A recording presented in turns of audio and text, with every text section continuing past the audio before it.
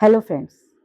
आज मैं आपको थायराइड को कंट्रोल करने के लिए एक ऐसी यौगिक क्रिया के बारे में बताऊंगी जो कि आप बहुत ही आसानी से कर लेंगे और आपका थायराइड भी नियमित अभ्यास से धीरे धीरे कंट्रोल होता चला जाएगा। तो आज की वीडियो आपके लिए जिनको थायराइड है उनको बहुत ही महत्वपूर्ण होने जा रही है। तो सबसे पहले तो आपका मेरे यूट्यूब चैनल तेजवृद्धि में स्वागत है और आप मेरे चैनल को भी सब्सक्राइब अवश्य कर लें, जिससे आपको मैं आगे भी और बहुत सारे महत्वपूर्ण टॉपिक पर जानकारी देती रहूँगी। आप मेरी वीडियो को लाइक कर दें और अगर आपको जानकारी अच्छी लगे और महत्वपूर्ण लगे तो उसको शेयर भी कर दें। अपने उन लोगों तक, जान पहचान के उन लोगों तक पहुँचा दें जिनको कि इसकी ज़रूरत है। ज़रूरी नहीं है कि जिनको थायराइड है वही इस यौगिक क्रिया को करें।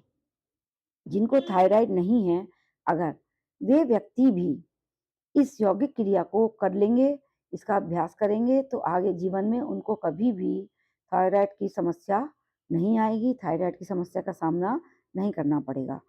अक्सर देखा जाता है कि थायराइड में वज़न बढ़ जाता है या वज़न घट जाता है और उसके साथ-साथ शरीर की नसें भी कमज़ोर होनी शुरू हो जाती हैं। अगर थायराइड बढ़ जाता है, आपका कंट्रोल नहीं हो रहा है, किसी भी तरह का थायराइड हो, तो शरीर की नसें भी कमज़ोर होनी शुरू हो जाती हैं और नियमित रूप से गोली का सेवन करना पड़ता है। तो क्या आप भी चाहेंगे कि आपको रोज़ाना गोली का सेवन करना पड़े? नहीं ना? तो फिर आपको गोली का सेवन ना करना पड़े, आपको थायराइड ना हो, इसके लिए आप पहले से ही तैयारी कर लें कि आपको थायराइड कभी जीवन में हो ही ना। मैं योगा एक्सपर्ट हूँ, योगा सिखाती हूँ, इसलिए मैं आपको बताने जा रही हूँ कि आपको थायराइड के लिए कौन-सी यौगिक क्रिया सबसे महत्वपूर्ण है। आज मैं आपको एक यौगिक क्रिया बताने जा रही हूँ। तो चलिए हम तैयारी करते हैं। सबसे पहले देखते हैं कि हमें उस यौगिक योगा को, थायराइड के लिए जो योगा है, उसको कैसे करना है। सबसे पहले तो आपको सुखासन में बैठ जाना है या जो बड़े लोग हैं, तब ज़मीन पर नहीं बैठ सकते हैं, सुखासन में नहीं बैठ सकते हैं, कुर्सी पर बैठकर कर सकते हैं, बिस्तर पर बैठकर कर सकते हैं। अपने दोनों पैरों को आगे फैलाकर भी फैला लें आगे की ओर और आराम से बैठ जाएँ। लेकिन एक बात का आपको ध्यान रखना है कि उसके लिए आपको जो अपनी कमर है, कमर को बिल्कुल सीधा रखना है। गर्दन को नीचे नहीं झुकाना है, गर्दन को पीछे भी नहीं झुकाना है और गर्दन को नीचे भी नहीं झुकाना है। जिस भी स्थिति में आपको आराम मिल रहा है, उस स्थिति में बैठ जाएँ और कमर को बिल्कुल स्ट्रेट सीधा कर लें।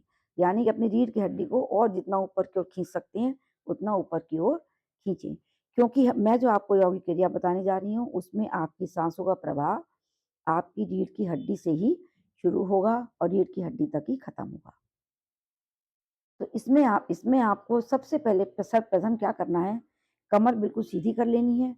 कमर सीधी करने के बाद आप अपनी जीभ को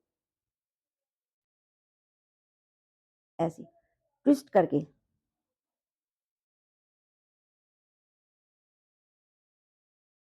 करके ऊपर की ओर तालू से लगा लेना है।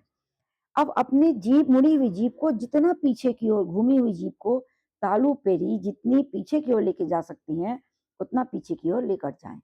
जब आप अपनी जीभ को तालू पर लगाकर उसको अंदर की ओर खींचेंगे, तो आप यहाँ जो है गले में खिंचाव महसूस करेंगे। कई जगह क्या होता है कि गले में संकोचन करने के लिए कहा जाता है, लेकिन कुछ लोग गले में संकोचन कर नहीं पाते हैं या उनको संकोचन करना आता ही नहीं है। कितनी भी कोशिश कर लें, गले में थोड़ी-सी यहाँ पर जो है खिंचाव नहीं आता है। इसके लिए क्या है, आप अपनी जीभ को तालू ऐसे ट्विस्ट करते हुए ऊपर तालू से लगा लें और जीभ को अंदर की ओर खींचते हुए ले जाएँ। जितना भी पीछे खींचेंगे, उतना ही यहाँ पर खिंचाव आ जाएगा। अब आपको क्या करना है, तालू को आपने ऊपर मोड़ के लगा लिया और अंदर की ओर खींच लिया। अंदर की ओर खींचने के बाद आपको लेने हैं खर्राटे। कैसे लेने देखिए मैं आपको बताती हूँ।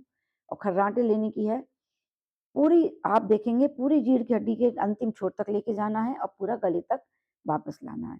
इस तरह से आपको कम से कम 10 बार रोज़ाना नियमित रूप से अभ्यास अवश्य करना है। आप किसी भी समय कर लें, समय की कोई सीमा नहीं है, सुबह कर लें, शाम कर लें, दोपहर कर लें, रात कर लें। लेकिन अगर आपका थायराइड बहुत ज़्यादा बढ़ा हुआ है, तो आप इस यौगिक क्रिया को 2 बार कर सकते हैं, 3 बार कर सकते हैं।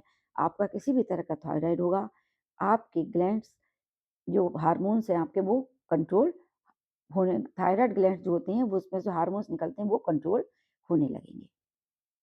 तो चलिए अब देखिए मैंने जीभ निकाली है।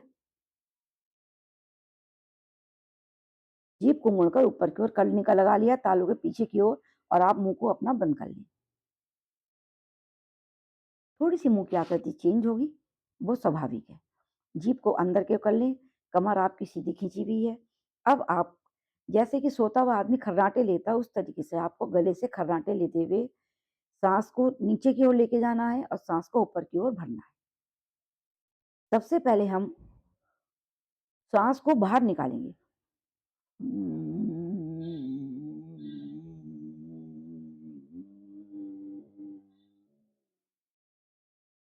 आपने खर्राटे लेते हुए श्वास को बाहर निकाल दिया। अब आप उसी तरीके से खर्राटे लेते हुए श्वास को अंदर की ओर खींचेंगे। सॉरी मेरा माइक जो था वो थोड़ा-सा नीचे गिरने लगा था, इस वजह से थोड़ा डिस्टर्बेंस हो गया। तो खर्राटे लेते हुए आपको श्वास को सबसे पहले बाहर निकालना है।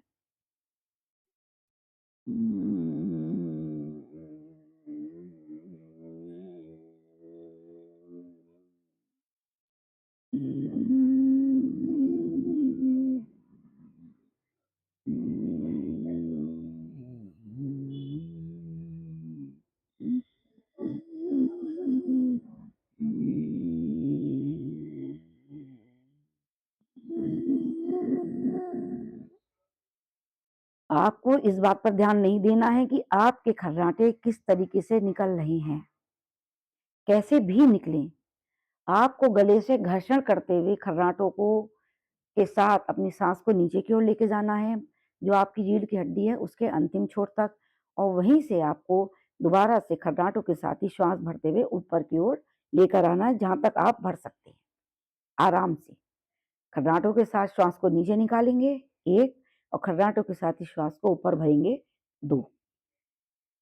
इस तरीके से आप कम से कम चाहे मिनट में कर लें, चाहे 15 बार कर लें, चाहे 5 मिनट कर लें, जिनको भी थायराइड की समस्या उसके लिए यह यौगिक क्रिया इसको कहते हैं उज्जयी। थायराइड के लिए बहुत ही महत्वपूर्ण क्रिया है उज्जयी योगासन। उज्जयी प्राणायाम, ये आसन नहीं होता है, ये उज्जयी प्राणायाम होता है। तो आप इसको करें, किसी भी तरह का आपका थायराइड होगा वो आपका कंट्रोल होना शुरू हो जाएगा। आपके जो थायराइड ग्लैंड्स में जो हार्मोन्स निकलेंगे वो आपके बैलेंस होने शुरू हो जाएँगे। जब आपके हार्मोन्स जो बैलेंस होने लगेंगे तो आपका थायराइड अपने आप कंट्रोल होने लगेगा। और लेकिन अगर आप देखें कि आपको इसके रिजल्ट अच्छे मिल रहे हैं, तो आप उज्जयी प्राणायाम का अभ्यास बिल्कुल भी ना छोड़ें। आप चाहें तो कहीं पर भी सर्च कर सकते हैं कि थायराइड के लिए जो महत्वपूर्ण प्राणायाम है वो उज्जयी है और उज्जयी प्राणायाम करने से थायराइड बहुत जल्दी कंट्रोल होने लगता है। तो आप इस प्राणायाम के बारे में और लोगों को भी बताइए, जिससे कि और लोग भी लाभ ले सकें और मैं तो कहती हूँ जिनको नहीं है उनको भी इसका अभ्यास कम से कम 5 बार ज़रूर करना चाहिए, जिससे कि भविष्य में आपको थायराइड होने की संभावना हो ही ना। अगर आपको जानकारी अच्छी लगे तो मेरी वीडियो को लाइक, शेयर और सब्सक्राइब अवश्य कर दें। और सब्सक्राइब तो करना बिल्कुल भी ना भूलें क्योंकि आपने मेरी वीडियो देखी है, आपको इतनी अच्छी महत्वपूर्ण जानकारी मिली है, तो इसके लिए एक सब्सक्राइब तो बनता ही है।